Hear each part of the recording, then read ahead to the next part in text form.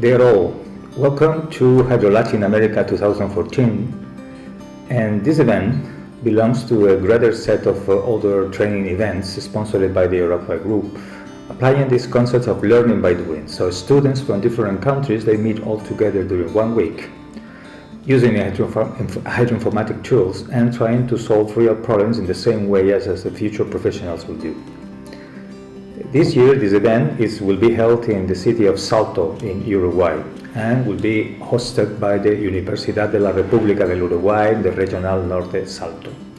So, I would like again to repeat my most warm welcome to all of you and see you soon in Salto. Bye.